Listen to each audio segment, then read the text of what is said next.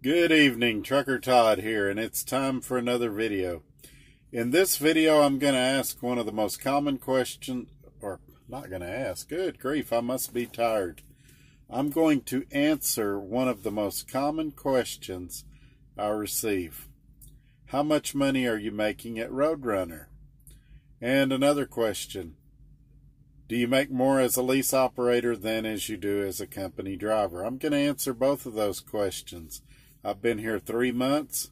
I'm going to tell you my income for those 3 months, what the average is for those 3 months, and then we'll compare that to company driving and if I've got a good deal or if I think there's room for improvement.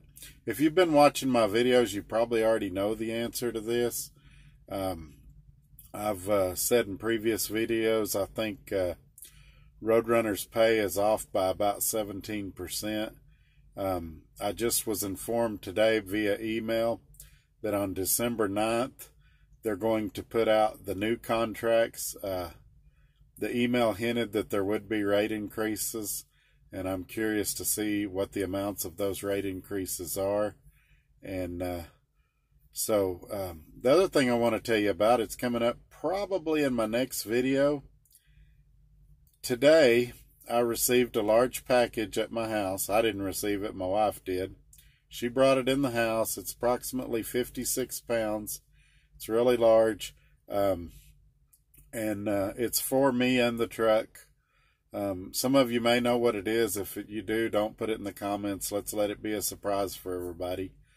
But I just got a load from Charlotte, North Carolina, going out to the Los Angeles area. That's going to allow me to go by the house and pick it up.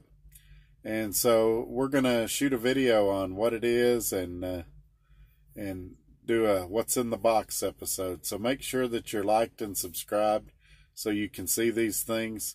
Also, if you've been watching this channel very long, everyone knows how much I love California.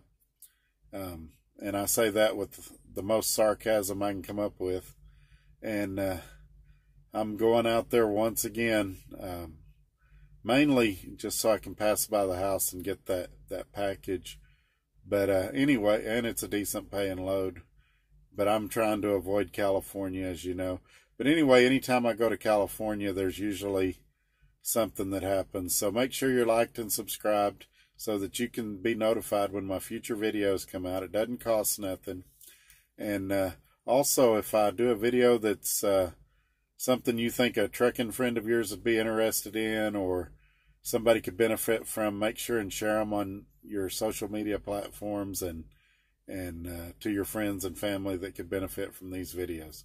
All right, let's jump right into my income. That's what everybody really wants to know. I'm going to start with the worst month first. The worst month would have been October. In October, and I rounded up, by the way. Let me tell you how I did this. In each of the months, I added up all the settlements for each month, and then if it was like 75, 80 cents, I rounded it up to the next dollar. So these are whole dollar amounts, and these do include advances. So this is actual money I received in my checking account for these 3 months. Now, what this does not include, I am 1099, I am self-employed. I will have to pay taxes out of this. So Joe Sixpack that drives locally, his taxes are taken out of his check. And so mine aren't. I've got to take care of that quarterly and at the end of the year. And so when you hear these numbers, 1 month is really good, but realize that there's going to be anywhere from 15 to 25% taxes come out of that. And the other thing I want to say about this, because I always try to be fair to Roadrunner in these videos, I've done several videos where I show, well, I say several, I've done a couple of videos where I've shown how many miles I've ran for the week and things like that. So when I'm out here, I do run hard, but I do go home a lot also. And I do have a life outside the truck. So these income amounts are from Roadrunner only. I do have other sources of income, My wife works, and I do some other things on the side. And so this is just Roadrunner specific with advances. But of course, I am going to have to pay taxes out of these. So I'm not going to drag this out any longer. Let's jump right in. October was my worst month of the last 3 months. We're looking at September, October, and November. In October, I did $3,753. Okay. The next best month was September, which would have been my first full month with Roadrunner. I started like August 23rd, I think. But anyway, in September, I did $4,385. My best month was this month we just finished, which is ironic because it's the month I took the most time off in. But I had a real good November, $5,622. Now, if you add those three, if you average those three together, my average for the 3 months is $4,587. Okay, here we go. I can already hear the keyboards typing, hear the negative comments coming. You can make more than that as a company driver. You're right. I'm not going to argue with that. You can. These numbers are okay. They're not great. Now, before we all start trashing Roadrunner, there's a lot of lease purchase drivers at other companies, and probably even here, that would kill to have these numbers. So, while it's not where it should be, it's not horrible. Let's also remember that there's things I could have done to make these numbers better. There's things I could do to make these numbers worse. Fuel economy is your number one thing that you got to keep your eye on. Home time is also really big there. I mentioned I go by the house a lot. Those things right there, these numbers could have easily been higher than what they are. Fuel economy could have easily been better than what it was.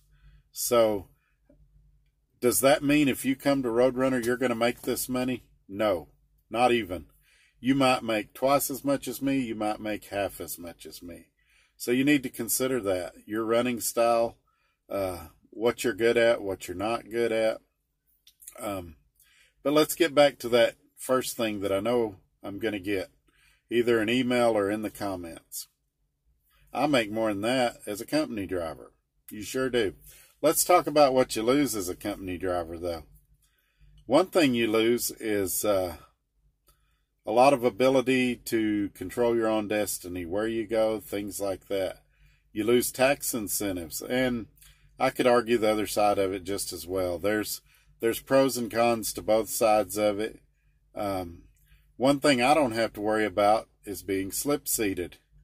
As a company driver, they can throw you out of your truck anytime they want. They can have another driver drive it. Not saying they will, but they could.